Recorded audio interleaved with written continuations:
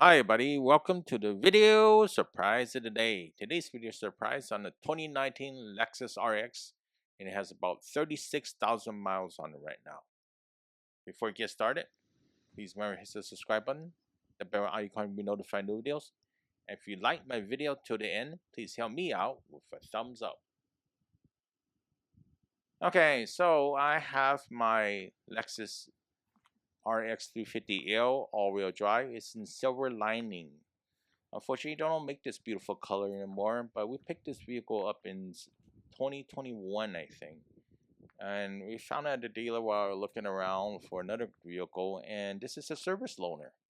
So overall condition of the vehicle is pretty good. We had some door dings, we had body side molding damage, and also the second row seat has some damage to the leather. Otherwise, it's pretty good. All right, starting out, so what do we do for around 36,000 miles? We did the four-wheel alignment and tire rotation. And we usually do the tire rotation every 5,000 miles as well too. And the technician recommended that we do the alignment, so we had that done.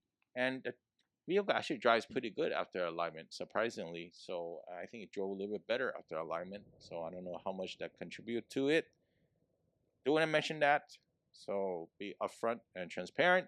So it can help you. But if your car is not really pulling much, I'm not sure that you want to do the alignment pulling to the left or pulling to the right. You can save some money and delay that, but definitely do alignment, and it's probably better for your tires. So at the time of this filming, the vehicle has close to 36,000 miles, but most of the service were done at 35,500 miles or so. I do want to mention a few items that close to plus and minus 5,000 miles before. And one of the things we always do is 5,000 mile oil changes, and we should have the dealer do it nowadays. I used to be able to do it myself. It just takes too much time. You got to dispose of the oil and such of that. The other thing I would note currently on my vehicle is there's a lot of mouse droppings in the engine compartment and around the air filter, which I do replace the air filter. And also the brake fluid was changed around 26,000 miles from the dealer. This is the engine filter, of course. You can see the mouse pissed, I guess, so or something. And I had to clean it up and tidy up the vehicle because I don't like dirty vehicles in the engine compartment. Yes, this is a 12-volt battery from Lexus, and actually it's a pretty good battery, in fact. Yes, it costs a little bit more. I had the dealer installed it and stuff like that, but you didn't have to go bring the cord back. You can actually buy a battery from Walmart, and this is probably going to be the 12F battery, and you place it yourself, and it's very easy to do as well too. So you could do that and save some money. This one has 630 ccas and it's an 84-month warranty. All right, what big thing that we do. I'm really surprised we had to do it, but I knew it's coming. The front brake pads were due, and this around $640, amazingly, right? So that was quite expensive for us, I would say. But they had to be done. It was getting low. I think it's either 3 or 4 30 seconds and stuff like that. They didn't need to replace the rotors, which is a great thing because the rotors would have made it more expensive. But the front brake pads were done. Okay, next we had the rear brake pads replaced, and this is probably like 6 months ago. Yes, it's $480 for the brake pads, and just replacing that and the labor charge and everything. And I'm just rounding up to the nearest dollar. If you had the knowledge and skill and time, you actually could do it yourself and save money, even with the OEM parts. That's a Toyota Lexus parts. Just something to note at the dealer.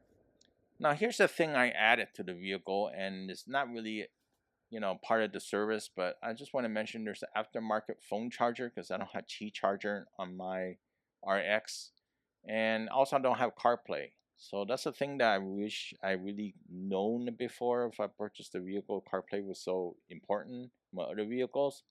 Anyway, mentioned that I did add that recently, and that charges the phone really nicely. And I still really like the felt on the headliner. I think that's awesome. Very good, awesome material and such like that. The other thing I usually do, they mentioned, but I did it myself to save money with the OEM filters, the cabin pollen filter. I actually have a video on that. Let's see if I can find it and post it at the end of the video if you're interested in doing yourself. So in back of the vehicle, I can see there's not much change. Usually we don't use the third seat at all. It's just an emergency seat. And then, you know, if we need to drive more people around, then we could bring those seats up. Otherwise, it's extra storage for us, which works great for us. So the vehicle drives great. Not a lot of power. I just had to mention that. We did also replace the seat belt clips on both sides. Unfortunately, over time, I guess you clip something or whatever, and it'll fall off and break. That's one of those little minor detail nags that come with this vehicle, I guess. So the vehicle has these liftgate struts, right? We actually replaced on the warranty before, luckily. But unfortunately, over time, those will wear out and those will be very pricey. So just something to note, the liftgate struts will break down eventually one day. And I think I did it many miles ago, so I don't remember when. Still like the chrome. It hasn't faded much at all. And, you know, it looks really beautiful on my vehicle. Second row seats are nice. You notice the other seat on the farther right over there. We had to fix that when we purchased the vehicle. The service loaner, I don't know what happened to the seat. Maybe animal or kid damaged it. But anyway, it was replaced with the leather was replaced from a leather place. So we kind of like did some little things here and there as a service loaner. We got great price on the vehicle. So this vehicle has been a great vehicle in terms of reliability. No issues at all, and nothing that left me on the side of the road or anything like that, or leave my wife on the side of the road. And Lexus stopped making the V6 for this model in 2021. So this is a 350L all-wheel drive, and I recommend if you're looking for a used one, this one, don't get the all-wheel drive unless you really need it in snow or anything like that. You know, you can lessen some of the weight, and the vehicle feels a little bit more powerful. And if you don't need the little extra space, just get the regular RX 350. And one other thing I want to mention is this vehicle overall looks really nice outside, and the floating roof line and everything like that.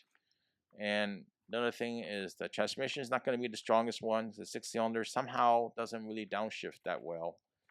And you notice if you merge on the freeway, you want to get the maximum power. You hit the gas, the accelerator, it just doesn't really pick it up. I know the Lexus came out with the new turbo engines that have more torque. That's nice. Or you have the hybrids 250H that came out to give you more power nowadays.